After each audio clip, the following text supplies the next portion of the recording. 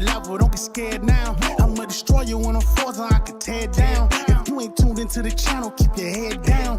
Cut the fix up with some Xbox babies, put the switch up. See me gearing up for war, don't get it mixed up. I come in peace, kid. I'm bringing commentary and the new releases. I put them hours in to get prepared now. We play on expert level, don't be scared now. I'ma destroy you when I'm frozen, I can tear down. If you ain't tuned into the channel, keep your head down.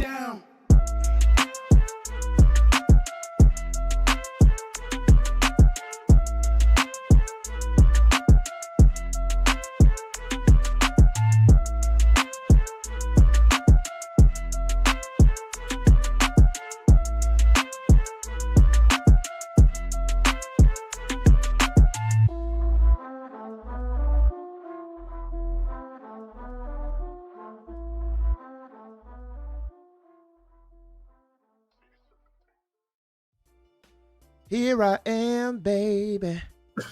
Signed, sealed, delivered. I'm yours. What's up, everybody? I was not warned that this was going to happen. It though. That's the best way. We just surprise somebody with it. Like, oh yeah, here we go. It just starts singing. What's up, everybody? Thank you all for being here. Welcome to The Fix. You're here with myself, Infinite Umbra, and my co-host, Daniel McGee. Hey, we're going to have a fun one today. Absolutely. We're going to keep it kind of short. I say that all the time, and as we say it, it happens to be over 3 hours runtime every time. But tonight, I think we're going to kind of keep it short. It's just us two, more intimate, just us with you guys. So if you guys could do me a favor and do us a favor, keep the conversation lively, give your thoughts, give your questions up. I'll make sure to read them out, and we'll do our best to answer them.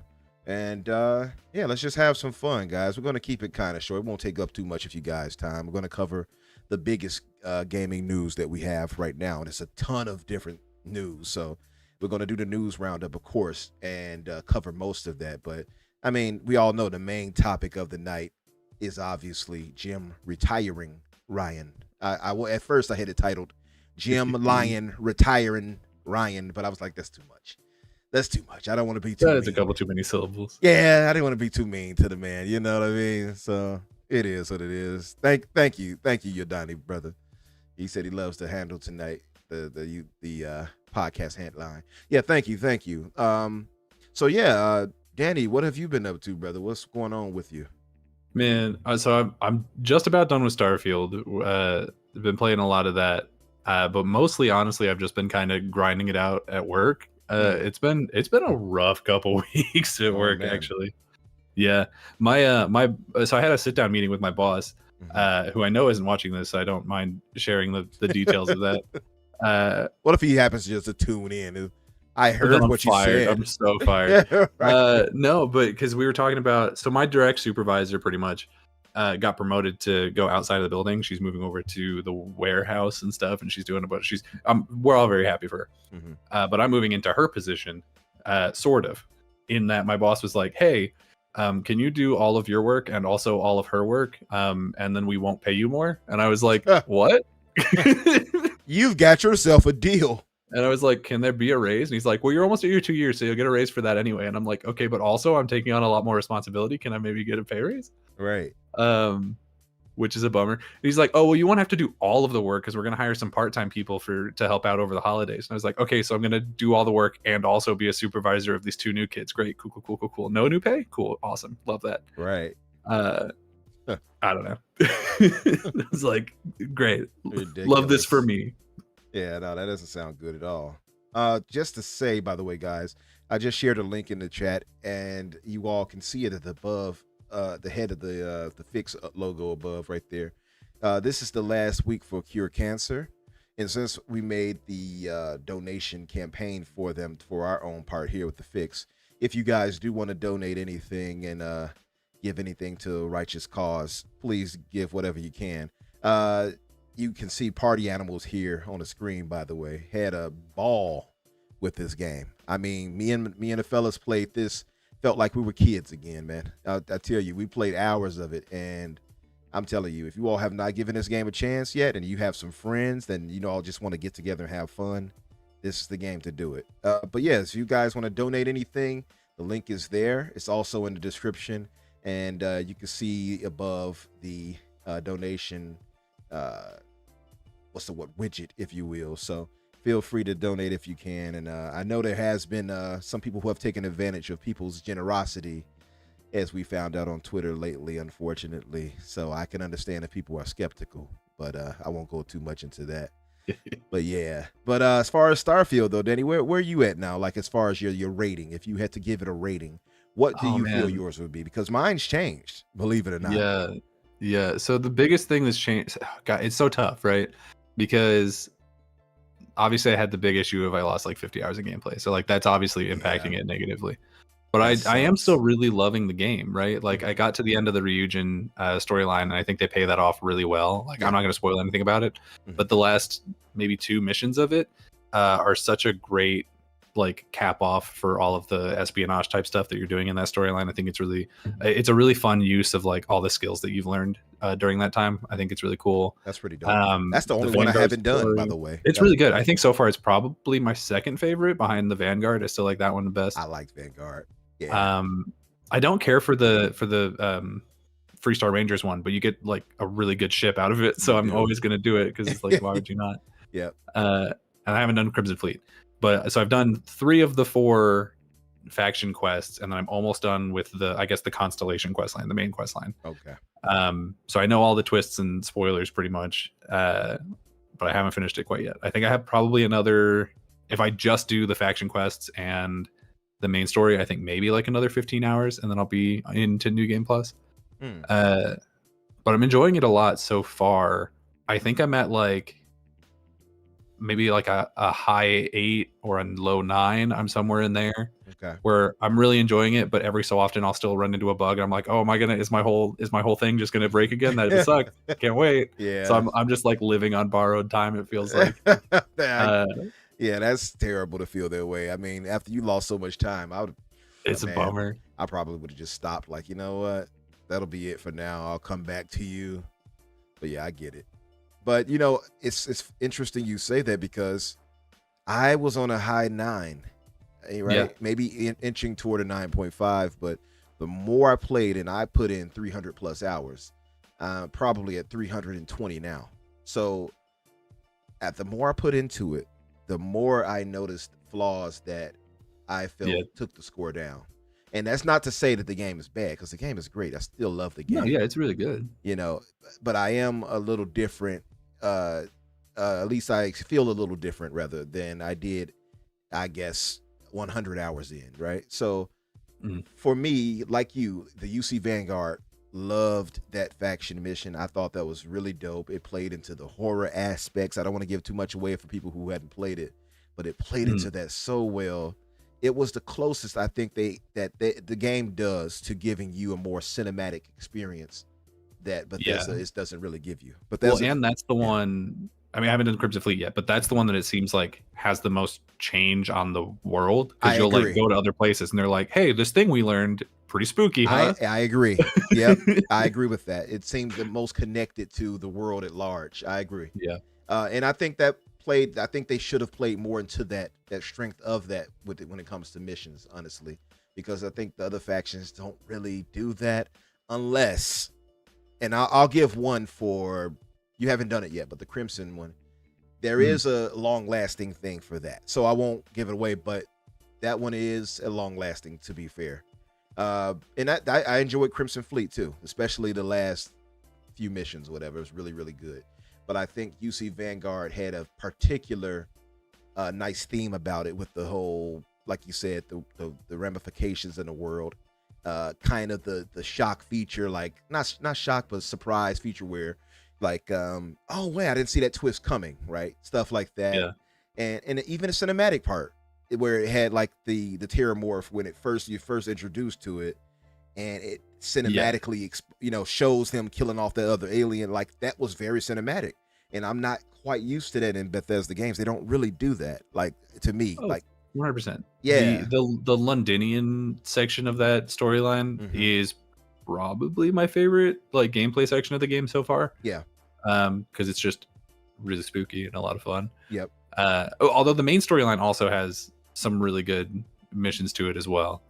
I didn't do well with the Ryujin one because I had not spec'd into like stealth or anything like at all. Like I don't have 1 point in stealth, so I literally cannot sneak at all. So I'd be like, hey, can you sneak into this building and do this thing? And I'd be like, no, I'm literally just gonna have to lie my way through this. It's so funny because I did one mission in, I think, what was that? It was the Crimson one. And there's a point where you have to do that literally. And I could not sneak because I put nothing into sneak. And I had to just run through it while they were shooting at me. And then hopefully that their, tempers would go down and they'll leave me alone after I hid somewhere. That's so funny you say that, but I'm not going to give anything away. But yeah, that happened too. So me, I was at like Pixel. I was at a hard 9. I was. And to each their own, right? Because where I'm at, I'm not that far away from it, but I lowered mine from a 9 to an 8.5.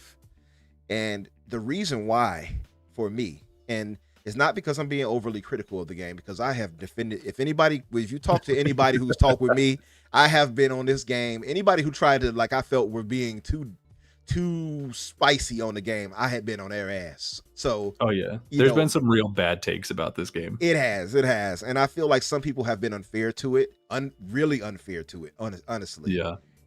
Which is why I've been real, like, I guess, reactive, and so maybe I need to calm down a bit.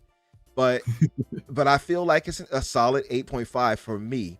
Now, a 0.5 is just 0.5 difference. So if somebody's at a 9, it's like, it's not a big issue. I'm not going to fight you over half a point. Exactly. So if somebody at a 9, I can definitely see why. If somebody's at an 8, I can see why.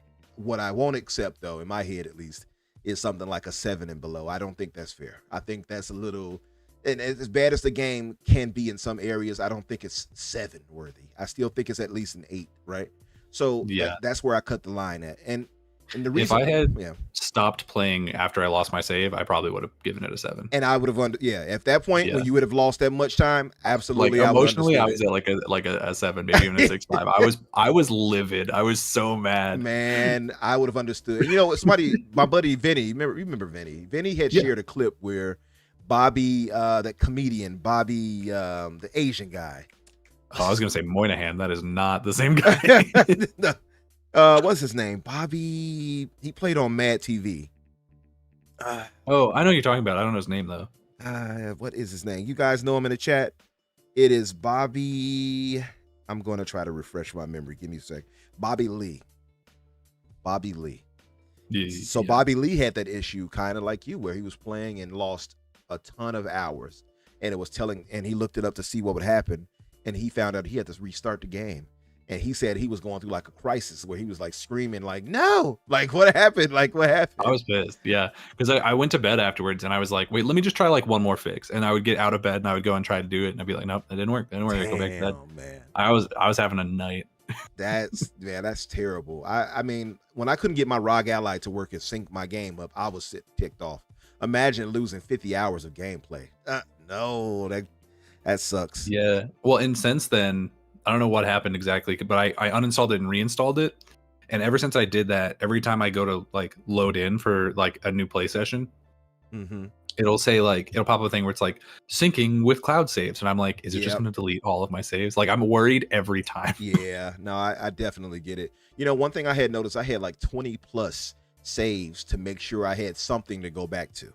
So I'll just throw that out there for anybody. If you're worried, make sure you make a ton of saves and change your auto saves to 5 minutes on pause so that it gives you plenty of auto saves as well. That's the best, I guess, preemptive thing I can tell you to do, because I was worried about that too. And I know Bethesda games, so I came into it knowing. That's the thing is it, like, because everyone keeps saying like, oh, this is the least buggy Bethesda game. And I think in general that's true. But my personal experience with it has been very much the opposite, where like, because I don't know if I've gotten unlucky with this one or I've gotten lucky with all the previous ones, but I've never had like major issues with a Fallout game or an Elder Scrolls. Like the most I've had to do is restart a dungeon, if like somebody didn't load in or something, so this has been the worst one in terms of bugs for me personally. Even though really I've only run into like a handful of bugs. It's just that the ones that I did were really awful. That sucks, man. I hate to hear that, because like otherwise the game is so damn good. You know what I mean? Yeah, I think its writing is like probably the best in Bethesda history. Yeah. With like without any spoilers, there's a quest that I just did recently called what is it, Mist Beyond Measure or something. Mm-hmm. If you've gotten to that point in the story, you'll know which one I'm talking about. Yeah. But like the people were talking during that quest at a very poignant part, and I was like in tears. I was like, oh my god, Yeah, I can't believe this happened. Yeah. You know, and there are some missions, man, that like outside, well, I thought it was outside of the main mission because the way it happened to me was very, as our Who's brothers would say, it was very organic. Yeah. I happened to come across this different star system, and I happened to see an SOS, and I was like, what's this? And I was doing my main missions and stuff and looking for artifacts and everything. I said, let me go check and see what this is. I guess I'll deviate for a second. And I went to do it, and it was called Entangled, the mission. But come to find out, apparently it's part of the main mission structure, I guess. I didn't know that, or at least that's, I didn't see that. So I went there and checked it out, and I think you've played that mission too. I'm pretty sure you have. I don't remember which one that is. Okay, that's the best way I could put it is SOS was put out. You go into this like lab building, and you get teleported left and right. No, I haven't done that one yet. Okay, I'll shut up then. Yeah, you're good. It must be like one of the last ones. It's one of the, it's closer toward the end. Yeah, they knocked the hell out of me in that game. Did you see that? So yeah, so basically on that mission though, that would, to me, honestly, is top five mission of the game. I won't give much else away outside of that, but I really love that mission. I thought it was just clever. Honestly, I thought it was so clever with playing on the time and space theme. I won't go more than that, but I think this game excels when they tie in the main theme of the game of time and space, and really, I guess, push that into what I can't say too much. I gotta shut up. Let me stop right now. So I'm gonna stop because I don't want to give too much away. I'll just say that I think the game excels in some ways, but comes short in some ways too. And I think the more you play it, the more you'll see that it's got some shortcomings that I wish that Bethesda would have kind of evolved from. And I hate to say it that way, but I think there are some things that Bethesda can evolve from, and I hope they do going forward, especially for ES6. You know what I mean? But honestly, cinematically, if they add in Elder Scrolls more cinematic stuff, kind of like that Terramorph part I was telling you about, that I was talking about, right? Yeah. If they add more of 100%. that and less of, oh, the dialogue is telling you that this thing happened, I think the game will be received 100 times better, honestly. Because I agree. Yeah. I also think that we'll probably get that though.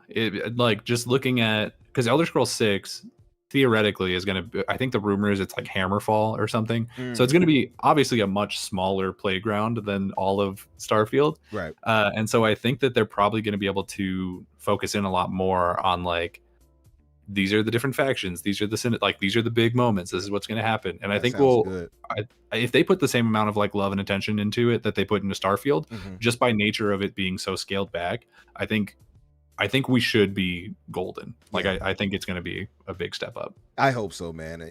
I still wonder too, and it's so crazy, right? Because you hear me, I'm the big proponent of Unreal Engine 5. Everybody knows it. Yeah. I still wonder how good this game could have looked in such with Unreal Engine 5, but I got to give them credit for what they did with Creation Engine 2. The game is gorgeous. There are moments, it's moments in the game where I'll come across a point that I'm like, man, that's so. I don't even think it's necessarily like the tech on the face necessarily. I think that what it is that when you look at like a Cyberpunk or, some of these more modern cinematic RPGs, that camera angle of just like staring the person like straight on, like the character's moving around or they're like, drinking something. This are the fact that he implies very heavily, he flat out says there are ones that are already in development that he can't talk about yet. He says that there are some titles that cannot be announced yet, not that aren't being made yet. So they're already working on these things. It's unclear whether or not they're being made by first party or if they're third party published or third party games that they're publishing and that would effectively be exclusive to the platform for that reason. I don't necessarily think that they would be sequels to Blue Dragon or Lost Odyssey. I think those teams have long since switched around. So I wouldn't expect to see sequels to that, but it'd be really cool to see oh, they just got into a new sort of partnership with Square. Can we get some kind of Dragon Quest spin-off game or something, or start a new Xbox answer to Final Fantasy, although in the past that was Lost Odyssey. But also Lost Odyssey has been kind of dormant for so long that I think at this point it might be better just to start a new thing, or reboot it if you're going to use the same IP.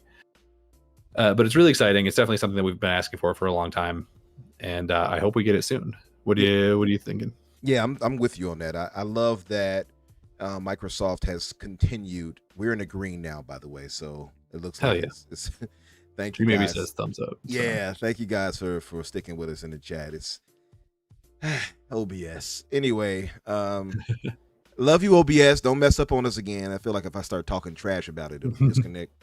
It's that high maintenance girlfriend. Right. You know? He's like, what you say about me? Buy me things and tell me I'm pretty. Disconnected. Yeah, no, I love that, man. I love that what Microsoft is very reactive to what we say in the community, right? And yeah, it can be to its detriment too. They shouldn't listen to everything. Obviously some people can go overboard, but I think what we've been asking has been fairly respectable. We want more games representation and parity from Japanese games. I don't think that's a hard ask, right? Yeah.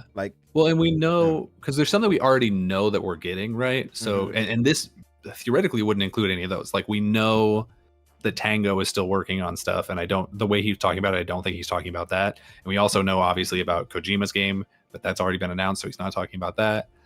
So it seems like they are partnering with a number of new developers. They said I think 2 years ago now that they were partnering with over 100 Japanese indie devs. So games, but he also specifies big budget games like Blue Dragon. So I don't know. It's an exciting time, but I think that we're going to end up getting a lot of these games, and I think we'll end up seeing a lot of them in Game Pass. Because another thing that Sarabon said in the same interview was that one of the reasons why the Yakuza games, a lot of the Japanese games are being able to be put into Game Pass day and date is because they're trying to grow that audience on Xbox, and Sega is seeing huge returns in that regard. They're seeing a lot of people, new people playing those games, new people buying the spin-offs of those games and DLC and stuff. Yeah. And Sega is one of the biggest proponents for Game Pass. They've come out time and time again saying how much they love it and how much it's done numbers for them. That's why so many people, including our brother Everborn, are so sold on them being in the next acquisition. You know what I mean? So, I could see it. Yeah, I could see it too now. Selfishly, I wanted it to be Capcom, but Capcom was always kind of far-fetched, especially after they had such a resurgence. So they've had a huge resurgence. Yeah. I mean, that's another thing that sort of came up this week is someone asked one of the Capcom CEOs whether or not how they would respond to an acquisition offer from Microsoft, and he said that they would politely decline, but then went on to say that they want to have a strong relationship with Xbox. They want to be equal partners, and I think a lot of that comes down to the fact that Capcom is really stronger than ever right now. They've kind of been knocking it out of the park with these Resident Evil remakes and all the Monster Hunter games and all that stuff. Yeah, that's exactly what it is. So, and respect to them, I get it. They're doing great. Yeah, they're doing great. It makes sense for them to stick to their guns at this moment. I'm happy as long as those games are coming to Xbox. I don't necessarily need Xbox to own it. I agree. They made amends for with Street Fighter and such. It launched day and date on Xbox as it did on PlayStation. Yeah. And I think as long as they continue with parity releases, I'm fine with that. I don't need them to be acquired in that case. Now, if you're asking me which Japanese developer I would love, or studio, publisher, whatever I would love for the Xbox to get, I'm still going to say Capcom because I love Capcom. I would agree. I think they're the most talented of the Japanese publishers for sure. Absolutely. Which is also ironically why they're probably the least likely to be bought. But it is what it is. That is true. That's true. But yeah, man, I appreciate Phil and team's efforts in Japan, and it's definitely showing because there's some other news about how well the S and X are selling over there that I'll let you get to. But so I'll just throw it in right now. The series Xbox has just crossed 500,000 sales in Japan specifically. I think it was the X just crossed 500,000. Mm-hmm. I didn't see on the tweet. Let's see. 9K consoles were sold last week, adding up to 285K Series S's and 225K Series X sales. So Very nice. it's the second best in 360, which only got up to 1.6 million in its entire lifetime. That's great. So assuming that they can really double down on like Japanese developers and this sort of thing, I really do think they can probably beat that this generation, which, I mean, admittedly 1.6 million is not like a huge number. Right. But you know, growth is growth, and we'll take that. That is growth, and it sounds like nothing compared to like the likes of Sony and Nintendo, obviously. But yeah, Yeah, it was Sony. Nintendo's like every household's got two. exactly. Like it's a national thing. You have to have Nintendos over there or something. But no, I agree. Growth is growth, and it seems so crazy to hear that the 360 only sold that many there, because that was like Right. such a golden age for Xbox right there. But I mean, it is what it is. They're growing there. I think the S is obviously a big proponent of that. Also, too, you see the split there from the S and the X, and it sheds a bigger light on what people were claiming, that it was the X. The S was having like a 72 or 75 to 30-25 split. It's like, Yeah. that never sat right. I don't with know me. where those numbers came from. Yeah. I think IGN reported it originally, but then like a couple days later they switch it and they're like, actually the Series S is like 51% of the sales. And I was like, okay, so like what numbers changed in the 2 days that you didn't Right. like what happened here? Right. What did you get those numbers But from? whatever. Yeah. So Yeah. that makes more sense to me, because I'm like, I don't think that few people bought an X. I don't think it sold that little. But No, but I'm glad to see that they're both nearly equally successful, because that to me says that that doing the two SKUs was a good idea. I agree. You know what I mean? Because if like everyone was buying the X or everyone was buying the S, then it's like, well, you should have probably just done that one. No, I agree. Whereas now this kind of makes sense. Yeah. Speaking of the S, though, they also announced the series, the wraps for like the limited edition wraps and all that stuff are also coming to the Series S. They're just sort of work in progress. Phil Spencer specifically, he didn't give like a date on it or anything, but he was like, yes, we're working on that. It's a different sort of architecture, like it's a different design. Yeah. So we need more time to figure it out, which is pretty much what we had said when we got the Series X ones. Yep. I'm surprised that it's that difficult. I wouldn't think that it is, but I'm also not the person who is being tasked with making them, so maybe it is. I don't know. Yeah, I thought it would have been pretty simple too. And you're right, we did have this discussion, but it seems like it would have been simple enough. I guess, like you said, the architecture, the way it's designed, maybe it causes a little more difficulty for design wise. I guess, I don't know, but I mean, it's coming. I guess for me, I'm just focused on the X because that's what I have. So I do like what they have offering there. I want them to expand on that and really go crazy with it. But just to touch on the whole games thing with Japanese games, they asked Sarah Bond was asked about Japanese games, specifically Final Fantasy, because a fan gifted her a cloud, like the old 16-bit version, if you will, I guess, the original. You saw that chunky polygon one? I didn't see that, no, but I know what you're talking about. Yeah, they gave it a chunky polygon type toy, if you will, of Cloud, and it was sitting on top of a Master Chief helmet from the tweet I saw. I believe it was posted by our brother Ginky online Twitter. Yeah, I hope they handed it to her and they were like, put this game on Xbox, please. Yeah, they asked her about it. This. They asked her and said, hey, what's up with Final Fantasy VII? Are you guys working toward that? And she said, yes, they're working on it. And we knew that they were, but it's good to hear that. Yeah. Right? So, people were wondering, well, why didn't we see Final Fantasy VII at Tokyo Game Show and such?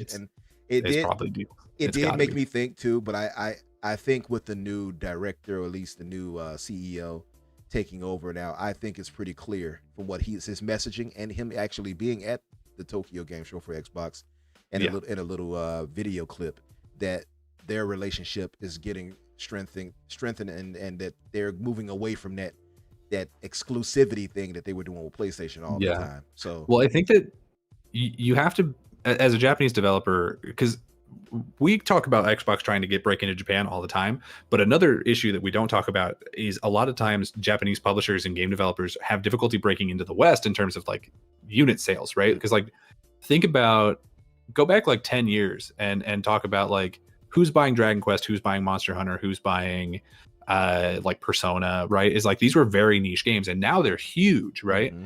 And a lot of that, specifically for like the Yakuza series, a lot of that can be like sort of pinned to becoming more popular on more Western platforms. So like Right. Persona, I think, kind of did it on its own because Persona 5 was just like such a huge breakout success. But you look at like when they started dropping all the Yakuza games onto Game Pass, all of a sudden everyone was talking about Yakuza for like So true. months and months and months, So right? true. And now it's like we're seeing new ones coming to Game Pass and everyone's excited about it. And it's great. And that's a great point right there you're making, because a lot of the argument, and or at least a lot of the discussion was, well, you Xbox are not going to buy the games anyway.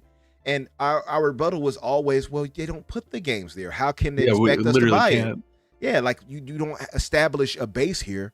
How can you expect them to just buy your games once you do decide to do it? They're like, no, we're playing other things now.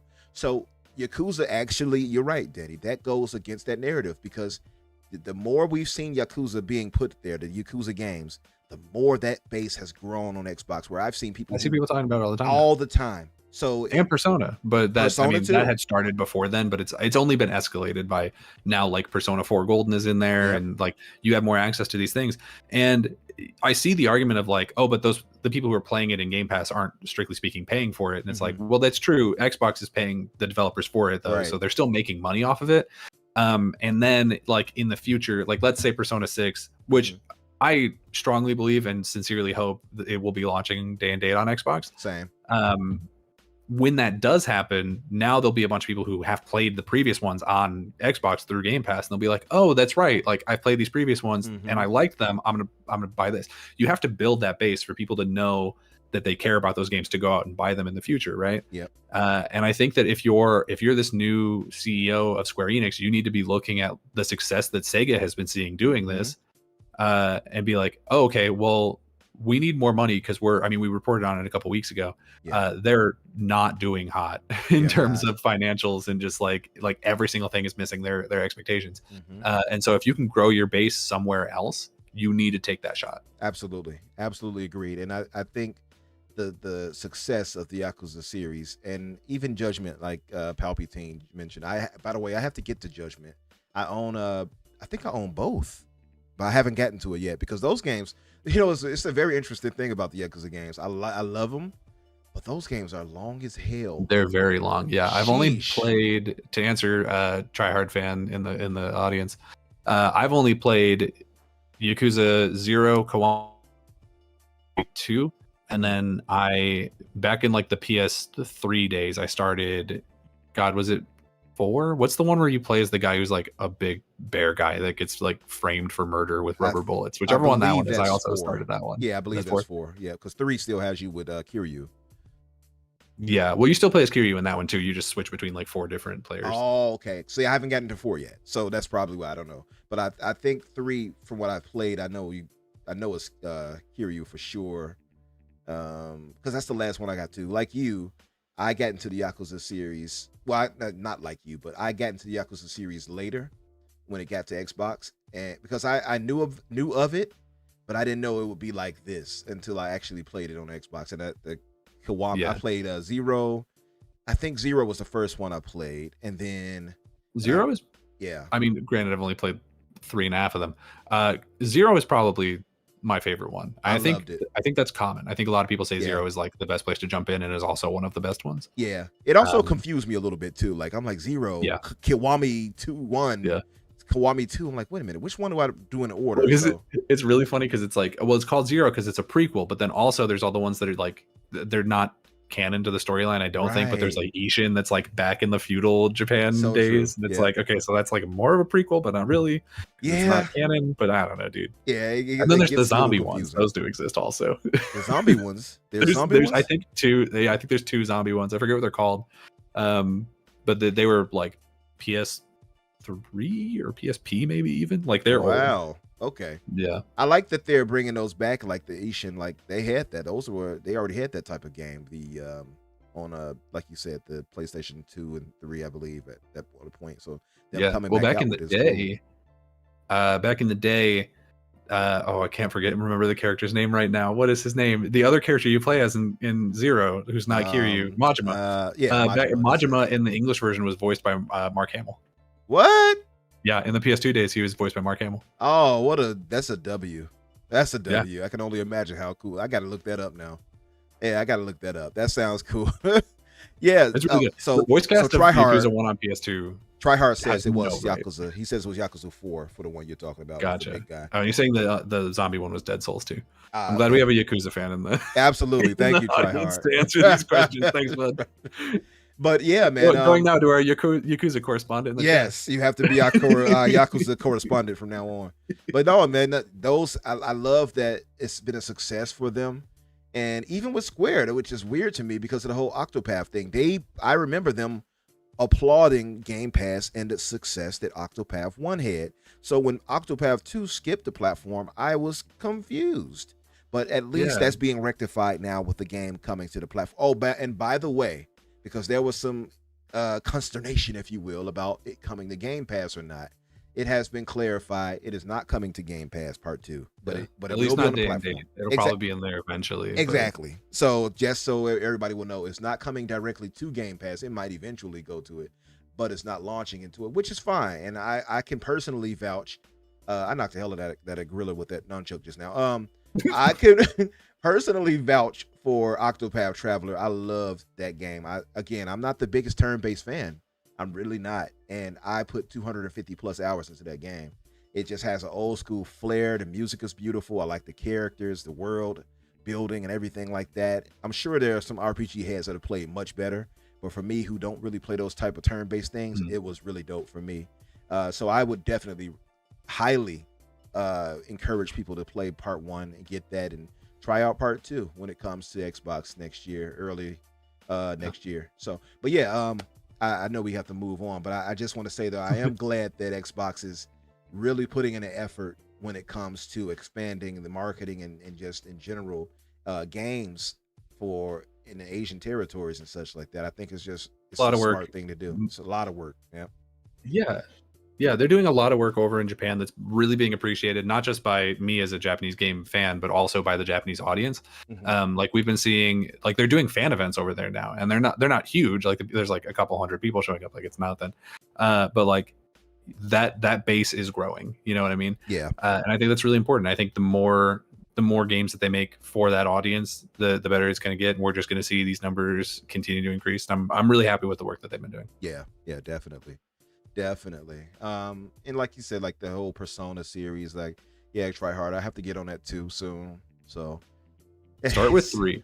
When with the 3 Reload comes out for Game Pass next year, start with that one, and then do 4 Gold and Royal. Now, when I see that, I get kind of like worried, right? Because I'm a stickler for kind of playing games in the way they were released. So you don't have to play 1 and 2. Oh, okay, they don't matter. Okay. They don't. They're not. So the Persona games are okay. They're technically sequels of each other. They take place in the same universe. They cross over with like the dancing games and the fighting games. Like it happens. Right. But you don't have to play them in any order. You can play them separately. Is no problem whatsoever. And specifically, Persona 1 and 2. While they have very diehard fans, you can 100% skip those games. Like they are in desperate need of a remake. They are not really playable in their current state. It's sort of in that like Morrowind thing where they're like, this was a really cool at the time and everyone was really happy about it, but you go back and you play it now and you're like, I cannot abide this. Like this is not working for me. So they're standalone type games. It's try hard, like you're saying, and you're saying, Danny. Okay, cool, that's cool. Yeah.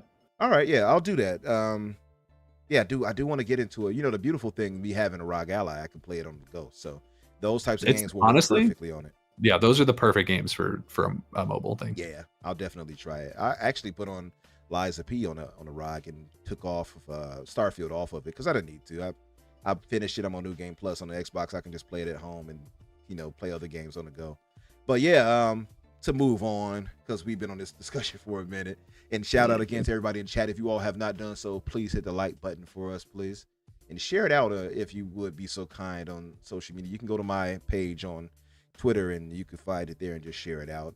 I would appreciate that if you guys could do that. But yeah, what else do we have in the news?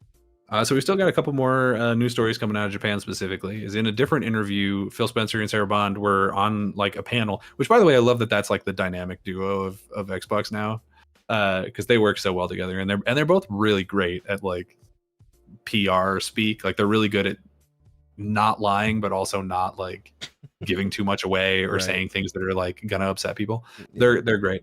But someone asked them what IP they wanted to see come back from their catalog. And Sarah, being a little bit cheeky, she said StarCraft, even though they don't technically own it yet. Which I love that about her. She said StarCraft is very highly requested. A lot of people love it, and she wants to see just like what they can do with that franchise, implying that with it might not necessarily be like a StarCraft 3 RTS, although I think they should probably do that too.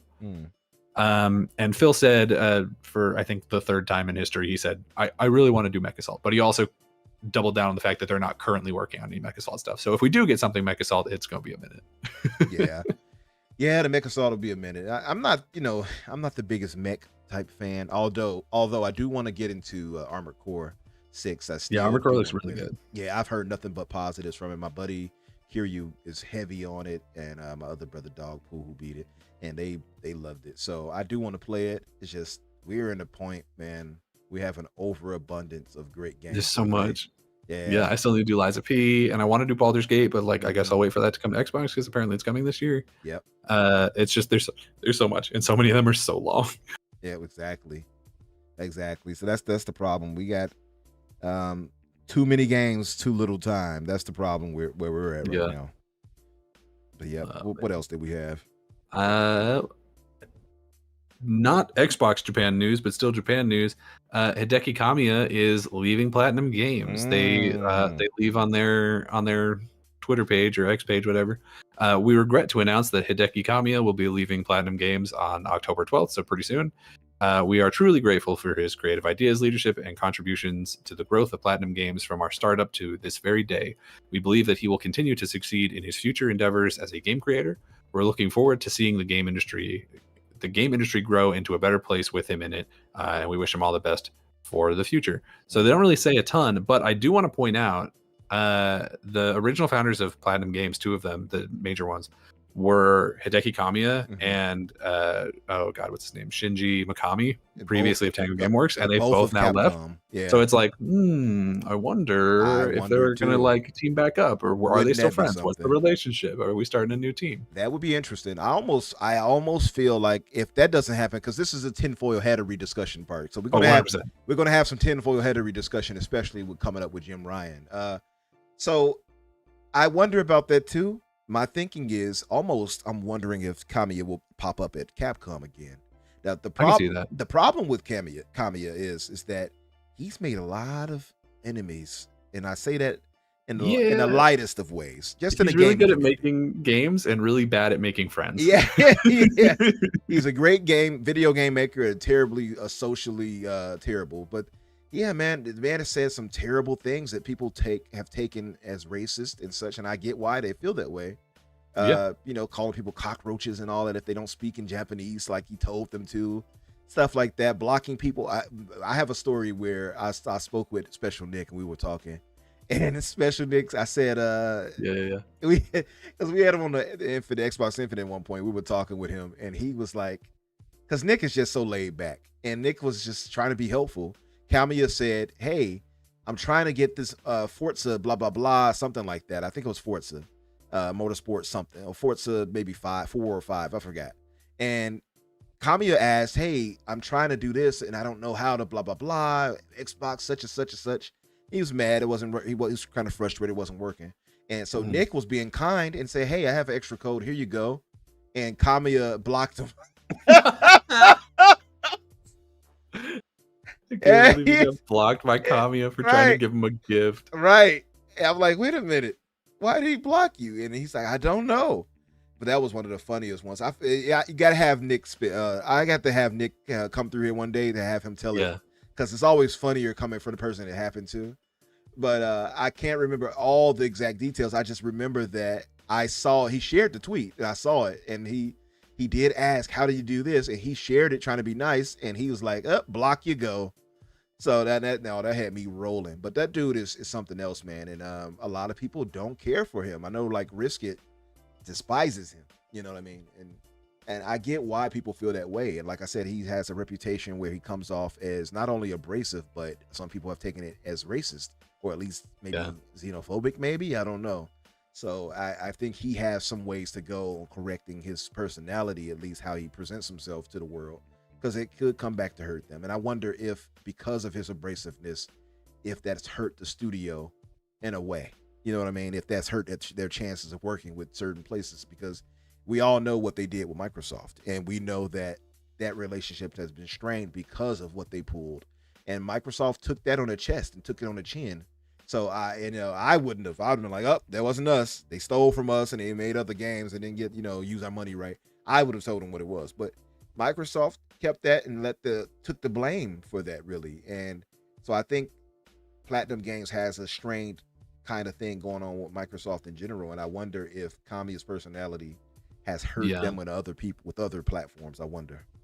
It's also a thing where, and here comes the tinfoil hat again, is there was the situation where Kamiya was like really anti Xbox for a long time, if I remember right. Mm-hmm. And then whenever they started like buying people up and like making it so they didn't have to worry about their financials again, he was like, "Oh, please come and buy us." Right. So I almost wonder if the rest of the team or like the higher ups at Platinum were like, "Hey, they're looking for Japanese devs, and frankly, we need the help because Platinum has not been doing great lately." Mm-hmm. I wonder if they were like, "If we get rid of this one guy who hates them, what if we can get just like a little bit better chances over here?"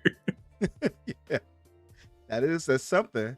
I mean, didn't they have, by the way, like an infusion of cash by like Tencent or somebody? Yeah, it was one of them. They don't own it because Tencent doesn't like buy companies; they just buy a lot of stock and shares. I'm gonna buy like 30%. Like I think Tencent, or it's either Tencent or it's the Saudi group. One of them owns like 10 or 13% of Nintendo. Yeah, I think that was the Saudi group for sure. For Nintendo, that would make sense. Yeah, Saudi's gonna take over. Gonna have Mario inside of a Hajab. But they backed out of that Embracer Group deal too.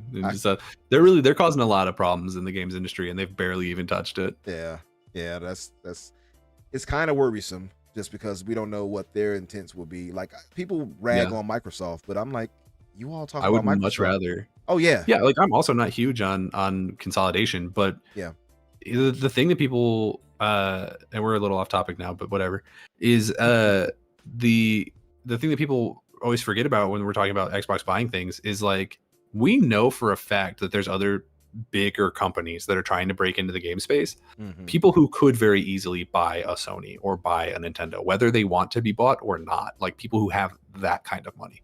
And when we're talking about that, we're talking about the Saudi group, we're talking about Tencent, we're talking about Amazon, Google, Apple just put out their phone that can apparently play games, probably not as well as a console, but well enough.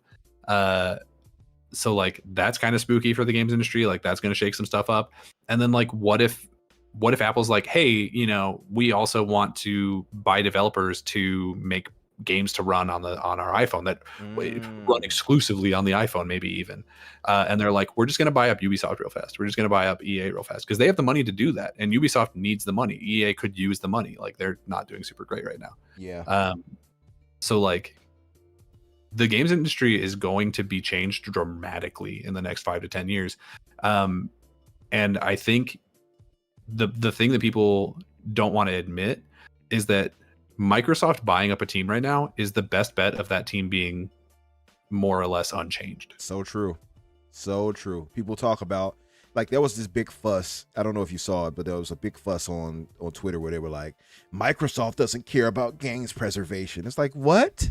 They're the one. Of the big three, they're the only one that does. Exactly. What are you talking about? Like they're going in on backwards compatibility. They're not shutting down their stores without moving most of the games over. I mean, yeah, we lost some for the 360 store shutdown, but like they did a lot of work there to bring over as much as they could.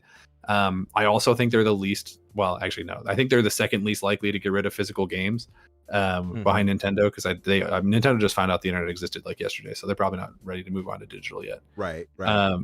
But I could see Sony launching a PS6 without a disc drive. Like I wouldn't be surprised. Absolutely. I'd be upset, but I wouldn't be surprised. I can almost, by the way, say that because we have this new thing where we're seeing now where the iPhone 15 will be able to play these games like Resident Evil 4 and such. I'm wondering, or 7 rather, and 4 too, I think, right? Both of them maybe. It was the one that I saw was 4 remake, but I think 7 was also mentioned. Yeah. Yeah. So like, the technology is so crazy, man. It's a beautiful thing. It's so crazy to see, like, because we at the year 2000, we all thought we'd see flying cars, right? So, but we do see some crazy advantages and at least leaps in technology over the years. So I'm wondering how long it'll be before we can play and plug a phone up and play games like we would have run our ROG Ally.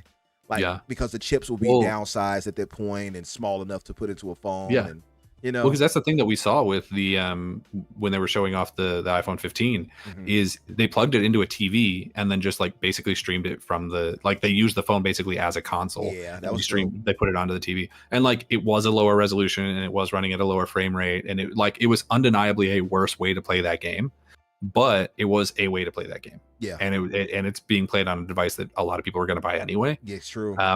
So that's I do think that's going to cause disruption in the game space. I don't necessarily know if people are going to be like wanting to play on their phone, because also it's like, okay, so let's say I'm playing Starfield on my phone on my TV, right? What do I do if I get a text or a Discord message or whatever? Do I like stop the game and then like open the other app? And like, it seems like a complication that they're going to have to find an answer for. Good point.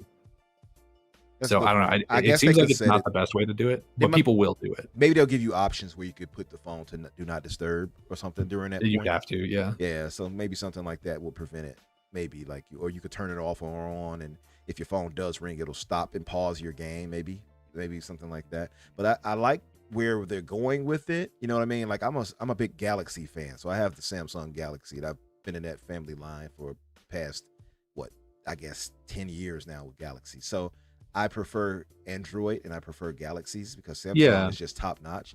But I imagine that they're not going to be far away themselves. Absolutely not. Right? Yeah. So So my thing when Olivia Rodrigo starts trying to sell me the 3rd version of the flip phone I got from them, it'll be able to play fucking, I don't know. So exactly. Resident Evil 5 remake or whatever is out at that point. I'm just wondering though, man, because I wonder how long it'll be before, you know. And it makes me wonder too, will Apple, because remember the speculation that Apple might try to enter into the gaming thing outside of what they do. Oh yeah, people have been saying that for ages. Exactly. And I think it's true. Like we're seeing them do it. Like Apple Arcade is already one of the most money making things in the games industry. It's true. And much to I forgot his name. Was it Tim Sweeney? Much to his dismay, he doesn't care for them because they're not actually putting games out there. They're just, taking other people's money basically because they put their games on their platform.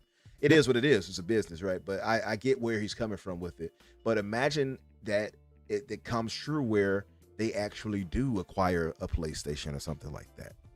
Which they would have the money to do. And honestly, in terms of corporate synergy, Sony and Apple make a lot of sense. Like they have a lot of the same mentalities. And it's a lot of the mentality that I hate, but they have a lot of the same mentality of like, we don't really care what our customer wants. We care about getting the most money out of them. And that's very much both of them. So they could be a scary, powerful entity in the games industry. Yeah, definitely. Man, I just wonder how that will go and how that'll play out in the future. I mean, there's so many crazy things. This past week has been filled with the craziest gaming news none of us expected to have. So who's to say? But what else did we have in the news? Well, speaking of Sony maybe wanting to get some help from a bigger tech company, they've been hacked, baby. Again. A ransomware group who apparently is like legal. Like apparently what they do is not technically considered illegal. I don't know. It's weird. Like they've done it before. They've claimed they call it ransomware and they call it victims, but they also say that what they're doing is legal, like in their own statements. And I don't know if any of that makes sense. Regardless, they say that they've breached, quote, all Sony systems, and they're trying to sell that data because they tried to ransom it to Sony and they said no. So now they're like, okay, we'll just sell it to whoever because like we have this data and someone's going to want it. And they're right. So you should very much expect, assuming this is true, which it could be a lie, assuming this is true, we should expect to see, announcements of new PlayStation titles and probably movies. We should expect to see just all kinds of leaks on that front. We should also, if you have a credit card attached to your PlayStation, I would recommend either unattaching it or adding 2-factor like immediately. because they're coming in hot, baby. Like if that information may have already been sold to somebody. I highly, highly, highly recommend that you take the steps to protect your financials from these people. Yeah, and I'm glad you say this because I haven't touched my PlayStation. It's just sitting over there looking at me like, touch me. And I'm like, no. I haven't touched that honestly, thing it's so stuff long. like this. It's stuff like this where I will never buy anything digital on PlayStation. Like whenever people, it seems like whenever people attempt to break into PlayStation, it's like the doors just open. It's like they didn't even lock it. It's like they just succeed. Yeah. Well, and keep this in mind, right? The last time that they got hacked, the PSN outage in like 2012, I want to say, when it was like, PS3 generation. Right. The only reason that we heard about it, because we just thought it was a PSN outage. We didn't know that they had shut PSN down intentionally because they had been hacked for the longest time. And the only reason PlayStation ever told us about it is because the UK government forced them to. Oh. Because the UK government found out and they were like, hey, you need to let your customers know. Wow. So that's also happened here again, by the way. They were going to keep that secret? That's crazy. Well, and it's happened here again. It wasn't PlayStation who announced this. It was the ransomware people saying like, hey, this is for sale. We broke into it. Wow. That's how it got out. And PlayStation has made statements about it since, because now it's public knowledge. But presumably, like they say in their statements, the ransomware people, that they tried to sell it to PlayStation and they said no, like they tried to ransom it back. So PlayStation wasn't like, hey guys, just so you know, protect yourselves. Like they, for the second time now in 10 years, they have been hacked dramatically and have not done anything to try and protect their customers. Yeah. So that's crazy. Pretty cool. Love that for us. Yeah. And it's why I will never attach a credit card to a PlayStation. Well, ever. I think I have mine attached to, at least my PayPal or something. I got to check on that to make sure I take that off. It's probably too late though, but yeah, I'll get to it. I don't touch that thing enough. It's just unfortunate. And that's the thing, right? I still appreciate PlayStation. Don't get me wrong. I think they have a place in this gaming world, obviously. It's just that the only thing I use them for is exclusives. That's it. And it's been kind of dry in that regard for them. But next month solves a bit of that with Spider-Man. I can't wait to play that.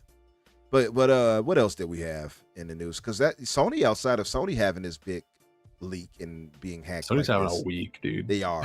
But Microsoft, even the previous week, had 38 terabytes. 38 terabytes hacked or at least stolen from them, right? Now, at least leaked from them. So it was a different group, but it was a similar situation where it was a group that, well, I guess they didn't. In that case, they hadn't actually like stolen the information. They weren't trying to sell it back. They were just offering to like have Microsoft pay them to correct, like to fix the hole. Right, that's funny, isn't it? Hey, look, we could do this to you. Pay us. Hey, just so you know, like your fence is getting rotted. It's like that. It's like that guy. You leave your garage open, and he comes by your house, and he's like, "I saw you got a dent in the back of your truck. Like, I can fix that for you." Like it's that guy. That's kind of crazy. But but the good thing about that one is that they did not leak any customer stuff. So you're right. No, that was all like Teams chat stuff. Yep. Which honestly, give Xbox lately, they could probably just let that information go, and I don't think it would really hurt anybody. Yeah. like all the big stuff's already leaked. What's left? So true. Like, what else can you do to us? Yeah, Microsoft should be puffing their chest out now. What else do you want from me? How can you kill that which has no life? Right. That's a good point. Yeah, we've already bled. But yeah, what else did we have? Let's see. Our last thing coming out of Japan is Sega's UK division has, first of all, canceled Hyenas, a game that I consistently forgot was happening anyway. And may, but very likely will be hit with layoffs very soon. Specifically, Creative Assembly put out this statement. They say, we've made the incredibly difficult decision to begin a redundancy consultation process in some areas of our UK operation, alongside ending development for Hyenas. This may unfortunately result in job loss. We fully understand that this has significantly impacted our people, whether they're directly affected or not, which we're truly sorry for. And they basically just go on to be like, hey, like this sucks. We don't want to do it. We love our employees, but like this is something that we have to do financially. So we really hate to do this. The really only positive side of this is that usually when we hear about layoffs like this, they've already happened, and we're hearing about it at the same time as the people in the company. Whereas Creative Assembly here says that this statement, first of all, they say that they're entering into a consultation process, so they haven't even decided like what groups or who's going to get let go yet. Wow. So they're letting people know really early, and also they say in the tweet following an internal announcement to our employees. So like though they've already known for whoever knows how long, like a couple days probably. That's crazy. Um, And I wonder how many people that affected, because Creative yeah, Assembly. we don't have the numbers unfortunately. Yeah, but- yeah, and it's there. They don't have the numbers yet, to be fair. And this leads us into one of the main topic discussions. So I'm glad this is like one of the last ones, because there has been a mass of layoffs, unfortunately, lately, folks. And that's the one thing I'm sure like unifies us all. No matter if you're PlayStation, preferred, or Xbox preferred, or Nintendo, whatever the case is, seeing people lose their jobs and their way for their livelihood, nobody's going to applaud that unless you just like scum. But the thing about it is, Creative Assembly, correct me if I'm wrong, didn't they create the Halo Wars? They did Halo Wars. Yeah, they're a big strategy game developer. So they're most known for the Total War series, which is the best RTS games that exist right now. Yeah, in my opinion. They do phenomenal work. One of the things, okay, so I was reading, because they put that statement out on Twitter, and you scroll down and the first like 3 comments are people being like, here's how you can improve this game. And it's like, bro, read the room. Like people are about to lose their job and you're like, I don't like the AI for this game. And it's like, eat my ass. Like, what the hell are you talking about? Right. Some people just have no concept of They like don't. empathy or real life Or decency. Absolutely. But the thing about it with Creative Assembly, I mean, that they're not even the worst offense here. Like, with some of the news we have here today, it has been crazy, man. So yeah, just to throw it out there, 343 is kind of crazy. This kind of turnabout of news, because 343 has had their fair of bad share of news, right? And where they had to let people go, or they let go of so many of the non-permanent people, at least to but you had Brian Gerard of 343 Sketch, if you all would know him. He says, heartbreaking to hear of more industry layoffs. 343 Industries is currently hiring a variety of roles on our Halo development team. Visit the Microsoft career site to learn more and apply. So there are people reaching out to these folks. Hopefully they can land on that, but they're not alone. No, outside of them, we have. I mean, and this is happening across the tech industry as well. Like gaming, like we're more in tune with gaming, so we're seeing it a lot here, and it is hitting gaming very hard. Especially, I mean, we'll talk about it more later. I do have a couple more stories here, but we'll talk about more of it later. But yeah, the games industry is being hit very hard with it, but we're also seeing it in terms of like special effects companies for movies. We're seeing it in just like the IT field, all kinds of like smaller jobs that you wouldn't necessarily hear about on the news. True. It's just with recession and inflation, there's just a huge amount of job loss, and it's awful. Yeah, it is, man. I'm not sure the number with Creative Assembly, but there's another one, and I'll get to Epic last. There has been another one where, let me find their names to be exact. The makers of Fall Guys, Mediatonic. So this one actually has an update, because I think when you originally posted it, it said that the whole team had been laid off, and that is no longer considered to be correct. Okay. They've been hit with very major layoffs, but the team is still existent. Okay. Which I guess makes slightly more sense. But yeah, this one's really weird, right? Because Fall Guys, which is owned by Epic, I think, they like Fall Guys is a wildly successful game, right? Like it was really popular for a little while there. People still play it all the time. I never really cared about it personally because it's just not my bag.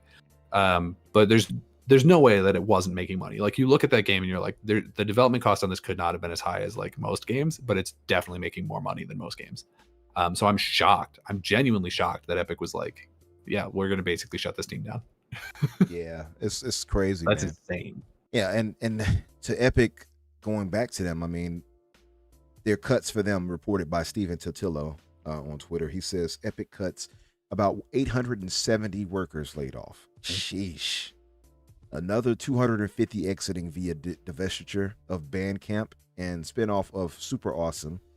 CEO Tim Sweeney blames slow Fortnite growth. I'm like, what? Slow growth was Fortnite? Yeah. Tied to a user shift toward lower margin creator content. Yeah, so that's a thing that they've started recently is, and you'll probably remember the trailers for it, is they're trying to sort of capitalize on that Roblox bag where the users create the content and then they are able to sell it, and Epic takes a cut.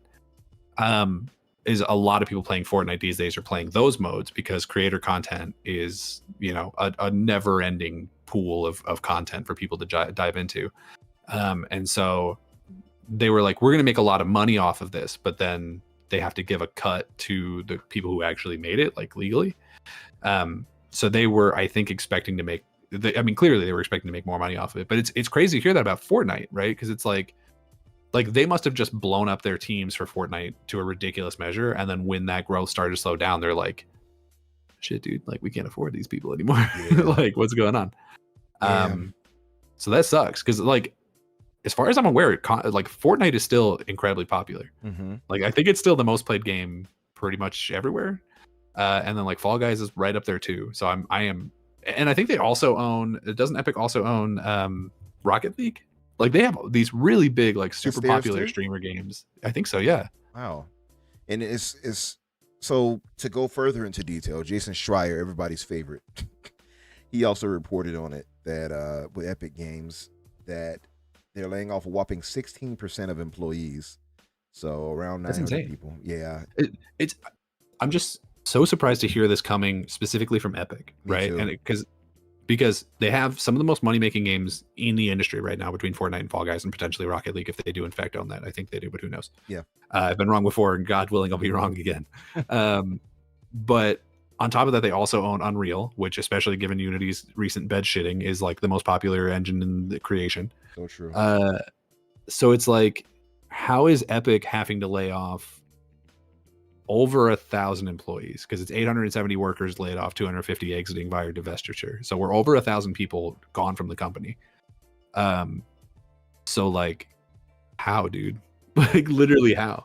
Like, how are you not making enough money to afford your own employees? Did you overhire at one point and then you like didn't hit the goals that you thought you were going to, and so you're like, oh damn, I'm we need wondering to that scale too. back. And then I start to think, is it just greed? Because this is the people up top is typically the ones. It's always those below. It's always us that get affected negatively. Because I have to think with all that money coming into there, like you're right, they're making money hand over fist. And I looked it up, by the way. Epic does own Rocket League. So they acquired Psyonix, who are the developers of Rocket League. They got them in 2019. So yeah, you're right.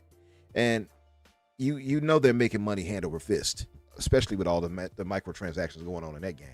Even people who don't play those types of games are putting money into that. So, and a lot of kids are playing it. So my thought would go to, is it corporate greed for those that the fat cats up top? Are they taking so much and they're saying we need even more, that they're not unwilling to? That's what I'm thinking. It's got to be, right? Because it doesn't make sense otherwise. Well, because that's the same reason that these, and I have a story about this we can get to it once we're done here, but the SAG, AFTRA, all that, like those strikes, one of the things that's come out as a sort of fact while these strikes have been going on is that the things that they're asking for are bare minimum. Like they're asking for such a small cut of what these projects make, but that money's just not being passed down to the people who actually make the content. It's being kept by the producers and the studio heads and that sort of thing, when it's like one of the things that we've been hearing over and over again is the actors who are in content that's being put on like a streaming service are not getting their royalties. Like they're getting like checks for 2 cents, right? Wow. Because they're just like not, because back when shows were on syndication, they were on TV. Every single time a television show was aired, they got royalties for it because the network paid the company that made the TV show to put it on air, and then that money got trickled down to the people who actually made it, the actors, the writers, all that stuff. But on streaming, I guess they haven't found a solution for like doing the equivalent of that for when people watch the show, like stream it. And so people are getting effectively nothing in royalties. Even people for like really big name things. Like I think there was somebody, I forget who, but there was somebody from like Stranger Things who was like, yeah, so it was somebody who was only in like season 1 or 2 or something. And they were like, yeah, so this show gets watched constantly on Netflix. It's one of their biggest shows. Like even now people go back and rewatch it constantly. Yeah. And I just got this royalty check for like $10. That's ridiculous. It was like, what the fuck? It's ridiculous. I saw even Aaron Paul of Breaking Bad was saying he got nothing, right? Yeah, well, because you look at it and it's like a lot of the, because we look at actors, right? And we're like, oh, they're making so much money, they're doing great, they're living in these mansions. And for some of them, that's probably true. I mean, I imagine that a lot of them make more money than I do. That's for damn sure, as I work in retail. But the fact of the matter is, the overwhelming majority of SAG members cannot afford health insurance. Insane. And this is a huge reason why. And they're not asking for a huge amount of a raise either. They're asking for, I think it's like a 10% raise, which would just put them up to the equivalent of the inflation that's happened since the last time they got a raise. So like, it's not, they're really asking for just the minimum, right? And it's ridiculous that it's taken them this long to come to a conclusion. SAG actually still hasn't come to one. WGA did. We'll talk about that later. But like, so it's this corporate greed that is just so prevalent in apparently all industries, and it's a mess. I don't want to throw my boy Peter Moore under the bus, but he was recently interviewed by the Iron Lords, and he was saying kind of the same thing, where he was like, because if you don't know, Peter Moore is kind of the person who invented like microtransactions and free to play games. Like a lot of that was his idea. Like that's his brain. That's his baby. Yeah. And one of the things he said in the interview was like, yeah, the customers don't know what they want. And it's like, no, we do actually. Like, hey, dude, we know what we want. What we want is good content.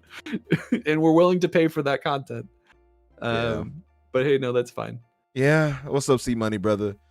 Yeah, man. That's crazy too. One thing I will say as far as these layoffs, I mean, some of the positives, I guess you got to look for the silver lining in this type of stuff. They are giving them 6 months of severance and health benefits. So there is that.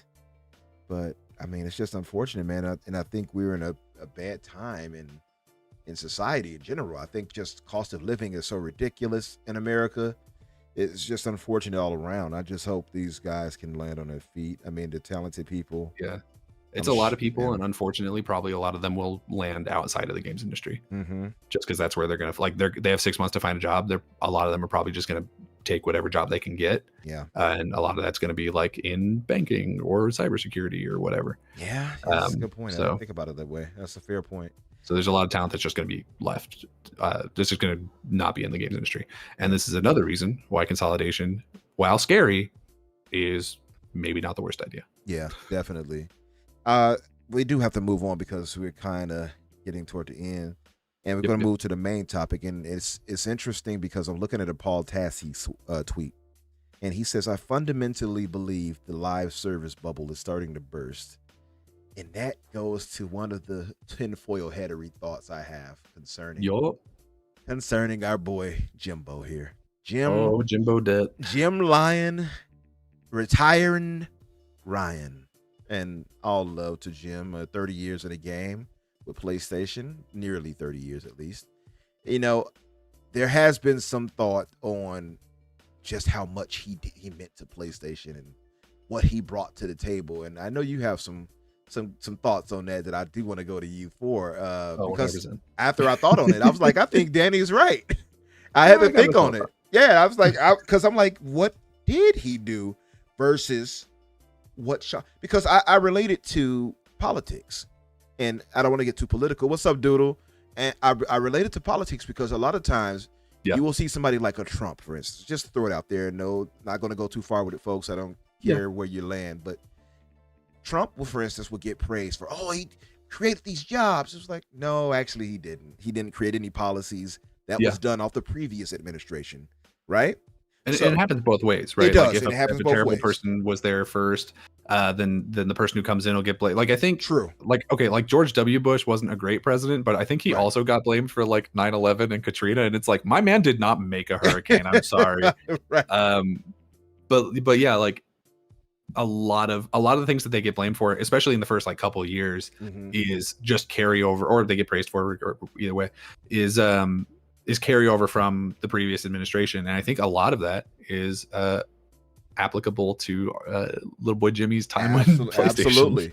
Absolutely. And that's where we're headed to. So our last topic of the day which is the main topic, Jim Ryan, guys. I mean, I'm sure you all have heard the news unless you're just living under a rock.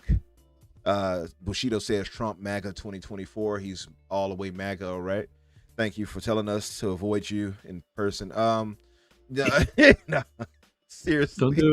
Don't do it, Bushi. It's too late. He's taking in. Bushido is prone to be susceptible to that type of stuff. Brainwashing on social media. But anyway, but no, seriously, like with Jim, man, 30 years in the game with Sony just about. And I start to wonder, because I saw that in the chat, we were having that discussion, and I saw you guys go back and forth, and I was like, what did he do? Right?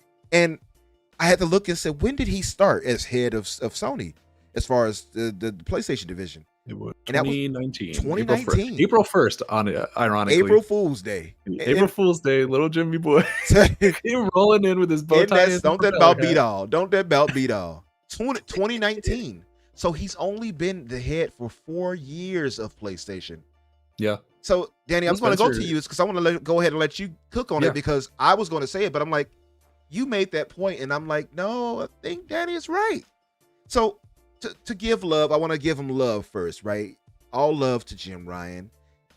His claimed reason for retiring is that he just felt exhausted and tired traveling from place to place, and he felt grumpy and disoriented from this just jet lag, apparently, of. That's what he claims, and I do think there's probably a part of truth to that for sure. Like I can understand him not loving that, and also he's been the butt of the joke for like a couple years now, so I'm sure he's not thrilled with that. Yeah.